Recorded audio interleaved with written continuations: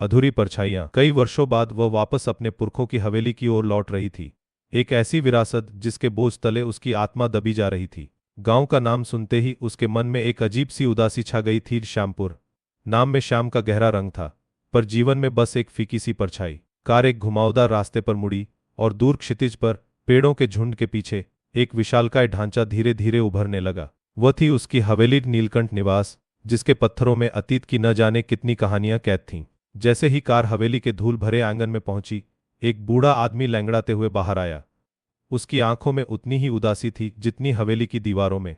यह काका था, हवेली का पुराना रखवाला, जिसने अरुषि को बचपन में गोद में खिलाया था। उसकी सफेद दाढ़ी और झुकी हुई कमर समय की कहानी कह रही थी। छोटी मालकिन आ गईं, उसने धीमी कांपती आवाज में कहा, जैसे कोई सदियों पुरानी गूंज हवा में घुल गई हो। अरुषि ने एक गहरी सांस ली। हवेली की हवा में नमी और सीलन की गंध घुली हुई थी। साथ में कुछ और भी था, शायद एक अतीत की खामोश पुकार। हवेली के अंदर कदम रखते ही एक अजीब सी ठंडक ने उसे घेर लिया। सूरज की आखिरी किरणें भी यहां पहुंचने से डर रही थीं। कमरे खाली थे, हर कोने में धूल की परतें और मकड़ी के जाले, पर दीवारों पर अभी भी पुरानी पेंटिंग्स के फीके निशान मौजूद थे। एक पुरानी लकड़ी की संदूक के पास बैठी उसने अपने लैपटॉप पर हवेली के दस्तावेज खोले। उसे यहां रहते हुए एक मकसद खोजना था। कुछ दिनों तक उसने बस हवेली की गलियों में भटकते हुए बिताए, हर कोने को महसूस करते हुए। हवा में एक हल्की सी फुसफुसाहट थी, जैसे कोई उससे कुछ कहना चाह रहा हो। एक दोपहर, जब सूरज की किरणें एक टूटी हुई खिड़की से अंदर आ रही थीं, उसने एक बंद कमरे का दरवाजा देखा। यह कमरा बाकी कमरों से अलग लग रहा था, जैसे इसे जानबूझकर बंद रखा गया हो। उसकी जिज्ञासा बढ़ी। उसने काका से पूछा, काका, यह कमरा किसका है? यह हमेशा बंद क्यों रहता है? काका की आंखों में एक पल के लिए डर की चमक आई। उसने खांसते हुए कहा, वह मालकिन सरस्वती का कमरा था।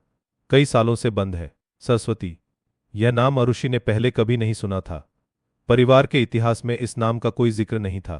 काका से और जानकारी निकालने की कोशिश बेकार साबित हुई। वह टालमटोल करने लगा। उसके चेहरे पर एक गहरी, अनकही पीड़ा थी। अरुषि ने फैसला किया, उसे उस कमरे का रहस्य सुलझाना ही होगा। यह हवेली का दिल था, और उसमें कैद थी एक अनकही कहानी। अगले दिन उसने एक पुरानी चाबी ढूंढी, जो जंग लगी हुई थी, पर दरवाजे के ताले में फिट हो गई। ताला खुला, और दरवाजा एक धीमी चीख के साथ खुला, जैसे कोई पुरानी आत्मा आजाद हुई हो। कमरा अंधेरा और ठंडा था। हवा में पुरानी किताबों और मुरझाए फूलों की गंध थी। एक पुरानी चारपाई पर एक मुरझाई हुई साड़ी और कुछ बिखरी हुई तस्वीरें थीं। अरुषि ने एक फोटो उठाई। उसमें एक खूबसूरत युवती बैठी थी। उसकी आंखों में एक अजीब सी चमक थी, दुख या विद्रोह की। युवती की मुस्कान अधूरी थी, जैसे कोई गहरी बात उसके दिल में दबी हुई हो। उसे कुछ पुरानी डायरियों और खत भी मिले, जो एक कोने में छिपाए गए थे। उनकी भाषा पुरानी थी, पर भावनाएं शाश्वत। यह सरस्वती की डायरी थी। अरुषि ने पढ़ना शुरू किया, और हर पन्ने के साथ वह अतीत में गोते लगाने लगी। सरस्वती एक विद्रोही आत्मा थी, जिसे समाज के नियमों में बांधना मुश्किल था। उसकी शादी जबरदस्ती एक ऐसे आदमी से तय की गई थी, जिसे वह जानती भी नहीं थी। उसका दिल गांव के एक युवा कलाकार मोहन पर आया था। मोहन की आंखें सपनों से भरी थीं, और उसके हाथ मिट्टी को जीवंत कर देते थे। उनकी मुलाकातें चोरी छिपे होती थीं, कभी नदी किनारे, कभी हवेली के पीछे के बगीचे में।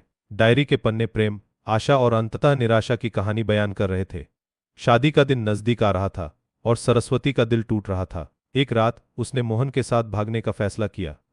हवेली से भागकर एक नई जिंदगी शुरू करने का ख्वाब। पर उस रात कुछ ऐसा हुआ जिसने उनकी किस्मत बदल दी। डायरी का अगला पन्ना फटा हुआ था। अरुषि की सांस अटक गई। क्या वे भाग पाए थे? क्या मोहन सुरक्षित था? उसने हवेली के दस्तावेजों को फिर से खंगाला। वहां सरस्वती के नाम का एक छोटा सा नोट था, लापता।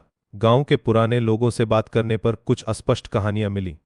कुछ कहते थे वो भाग गई, कुछ कहते थे उसे मार दिया गया। इन कहानियों में एक बात समान थी, सरस्वती की शादी वाले दिन ही उसका कमरा बंद कर दिया गया था। अरुषि ने हवेली की और गहरी छानबीन शुरू की, हर दीवार, हर कोने को टटोलते हुए। एक दिन रसोई के पुराने स्टोर रूम में उसे एक टूटा हुआ घड़ा मिला, जिसके अंदर एक और डायरी छिपी थी। यह डायरी मोहन की थी। उसकी लिखावट में प्रेम और हताशा साफ झलक रही थी। उसने लिखा था कि सरस्वती ने उसे एक आखिरी पत्र भेजा था, जिसमें उसने लिखा था कि वह भाग नहीं पाएगी। हवेली के सख्त पहरे और परिवार के दबाव ने उसे जकड़ लिया था। वह चाहती थी कि मोहन कहीं दूर चला जाए। मोहन ने लिखा था, मैं उसे छोड़कर कैसे जाता। मेरा दिल उसके बिना एक खाली घड़ा था। लेकिन उस रात जब मोहन हवेली के पीछे आया, तो उसने सरस्वती को वहां नहीं पाया। उसे सिर्फ एक छोटा सा बुना हुआ कंगन मिला, जो सरस्वती अक्सर पहनती थी, जमीन पर पड़ा हुआ। मोहन ने सोचा कि उसे पकड़ लिया गया होगा, या मार दिया गया होगा। उसके दिल में एक भयानक दर्द उठने लगा। फिर एक और चौंकाने वाली बात सामने आई। मोहन की डायरी में एक और टुकड़ा था, जो पहले वाली डायरी से फटा हुआ था। यह वो फटा हुआ पन्ना था। उसमें सरस्वती ने लिखा था कि उसे भागने का एक और रास्ता मिल गया है। यह रास्ता उसके अपने दिमाग में था, वह समाज की बेड़ियों से खुद को आज़ाद कर लेगी, पर किसी और तरीके से। उसने लिखा था कि हवेली में एक गुप्त रास्ता है जो एक पुराने कुएं तक जाता है। वह वहां से भागकर एक नई पहचान बना लेगी, किसी को बताए बिना, यहां तक कि मोहन को भी नहीं। वह यह नहीं चाहती थी कि मोहन अपनी जिंदगी बर्बाद करे उसके पीछे भागकर। उसने अपनी पहचान बदलने का भी जिक्र किया था, एक नया नाम, एक नई जगह। मोहन ने यह पन्ना फाड़ दिया था ताकि कोई उसकी बेवफाई न समझे कि सरस्वती ने उसे धोखा दिया है। उसने सोचा था कि अगर यह पन्ना किसी को मिला तो सरस्वती की बदनामी होगी। अरुषि ने घड़ा उठाकर देखा, उसकी आंखें नम थीं। मोहन का प्रेम कितना गहरा था। उसे याद आया काका का चेहरा, उसकी आंखों में वही दुख जो मोहन की डायरी में था। क्या काका ही मोहन था? वह इतने सालों से हवेली की रखवाली कर रहा था। यह हवेली उसके लिए सरस्वती की याद थी, एक ऐसी याद जिसे वह जी रहा था, पर किसी को बता नहीं सकता था। अरुषि ने हवेली के आंगन में काका को ढूंढा। वह एक पेड़ के नीचे बैठा था।